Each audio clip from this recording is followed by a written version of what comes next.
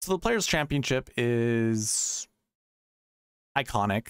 Everyone knows the golf course. Everyone knows this tournament. There really isn't much to say that isn't already being said in the industry. And I like to take more of a to the point type of analysis every single week. So I'm not going to give you fluff as to why certain things matter, or not even so much why certain things matter. I'm just not going to give you a lot of information that is pointless. A lot of content creators do. What I like to do with the golf course, breakdown is just show you on the screen what shots that I think are preferred on each of these holes. You get to do with this whatever, you get to do with this information however you like. I have preferred shot shapes for off the tee. I have preferred shot shapes on approach. So that's what the APPSS means, approach shot shape, OTTSS, that is off the tee shot shape. So, pause the video, read whatever I write, if that's important to you, or just keep track of whatever shot shapes that I think are preferred. I think that's what makes this easier for certain golfers. It's not an end-all be-all. If anything, maybe it's a tiebreaker between two golfers. Like if you're between Jon Rahm or Rory McIlroy, well, this golf course tends to favor golfers who hit a draw. Maybe that's your tiebreaker to choose Rory over Jon Rahm. But that's all that I would give it. Just make it a tiebreaker. I certainly wouldn't put like all 6 golfers in my lineup that hit draws. I wouldn't. Just like tee times stacks. You never see a full 6 golfers with a draw inside the top 5 or inside the top 6, and you don't see 6 golfers with fades.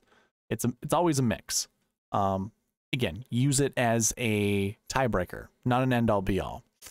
But that's what I have. And I don't really care to go into hole by hole statistics, because who the fuck cares? Like sometimes I see that like, oh, we have 4 par 4s that are reaching over 460 yards. Yeah, well, they also change where they place the tee boxes. So sometimes those holes will be 420 yards. Sometimes they'll be 500. Who cares if it's 460 or 450? You already know my take on just golf analysis in general. Off the tee stats, reign king. Always find the golfers who hit the ball further. They just have more potential for scoring. The possibilities for them to score lower scores are higher because they hit the ball further. And I mean, if you can find someone who hits the ball straight while hitting it far, you have a good chance with them not only making the cut, but finishing inside the top 10 and even winning the tournament. So that's my take on it. Like I said, that's enough fluff from me. That's the golf course kind of breakdown that I have, that I like to provide. Preferred shot shapes. That's what a golf course breakdown should be. Oh, by the way, love listening to, I haven't listened to like content in a long time. A lot of people loving to make definitives. Like if you don't have this in your analysis, what are you doing? What's wrong with you? Not my style. And I think it's worth criticizing, but either way, let's move on. I just wanted to throw that in there. Let's move on. So that's the golf course. Just to look at past results, so you might get like a kind of a, an idea of what the score will be, like the winning score, since the golf course really isn't set up that much different year in and year out. Remember, they switched this from May to March, which changed it from Bermuda to this overseed. By the way, last week, overseed with Bermuda. It's hard to determine these Florida courses, what time of the year it is, what weather, what types of grass really is on the golf course. But we know with this particular tournament, it is overseeded with rye and bent grass, so keep that in mind. Like I said, it moved from the tournament being in May to March. I think that was like somewhere around 2017, something like that. But either way, your winning scores each year are around -13, -14, somewhere in that general vicinity. So it's going to be a tough scoring tournament. Getting all rounds under 70, probably going to be difficult. We do have a par 72 this week. So, and also trying to pick those golfers are a dime a dozen. You know, like it's really difficult to figure that one out. Usually you have, of, you know, the entire field, you might have 5 to 7 golfers who do break 70 every round of golf. I don't think that's going to happen this week, so we don't necessarily have to worry about that. There are going to be some low rounds. People will shoot like low 60s, 61, 62, 63, but then they'll follow it up with the 74. Like, that's just how this tournament goes. Just embrace the volatility. It's a middle ground. Like, if I were going over this and I had the stats to provide, you know, golfers who do well when the score is this score or this score, I would provide that. I don't. But if you can find that, and if you have the access to it, by all means do that. This is going to be somewhere in the middle, though. So I think people who score well are going to do well, or have the chance, have an equal opportunity to do just as well as those that find par more often than not.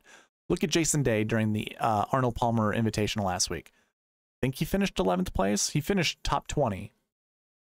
He was like the 20th DK scorer, because that's who Jason Day is. He doesn't make many bogeys, but he also doesn't make a lot of birdies either. He just plays solid golf and finds himself at the top of the leaderboard with very few mistakes.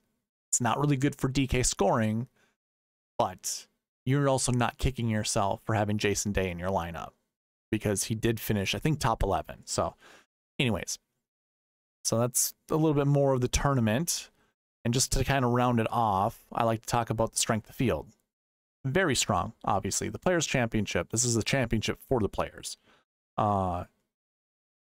Obviously deemed as the 5th major. A lot of, you know, top pros enjoy this tournament. It has a huge purse, so the winner takes home a ton of money. And really the top 5 take home a ton of money.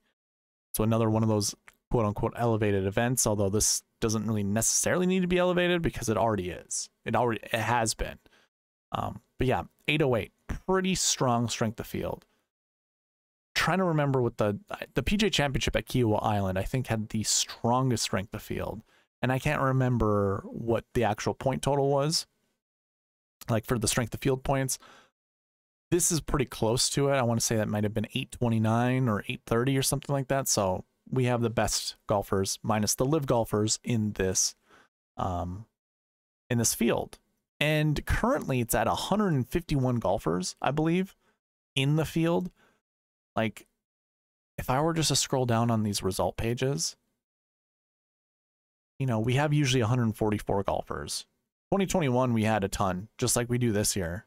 I don't understand differences, why certain why certain events have more in the field than usual, but 151 so far. And I don't know if they're going to add people. I don't know if people are already withdrawing. Always be on the lookout for withdrawals, so just keep that in mind. But yeah, 151 golfers I currently have from DraftKings. I'm sure be on the lookout for add-ons or even just withdrawals, like I said. But currently 808 is the strength of field. So I've basically given you a lot of the stuff that I went over are things that you can use for research. So strength of field, you can apply that in your research. See how golfers do with strength of field points, you know, as high as this one is. You also can use the golf course that the preferred shot shapes that I have. Maybe look at certain golf courses. You're going to have to eyeball this one yourself. I will have this available eventually when I put the website up, or once I get the website up and running. That you'll be able to do your own research on what shot shapes are required or preferred at certain golf courses.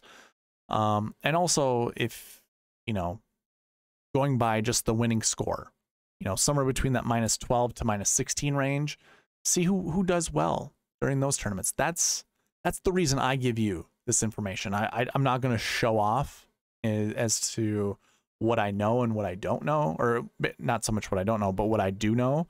Because I could nerd out with agronomy. I went to school for golf course management. I know agronomy. I could also nerd out about architecture. That doesn't do anything when it comes to DK, you know, DK performance or anything like that. I can tell you on the cheat sheet, I did include bent grass. because we do have overseed, and I included Pete Dye. So that is available to you on the cheat sheet. Again, just to show you everything that I'm covering in this video, you can find here. So that will wrap up the tournament and golf course information.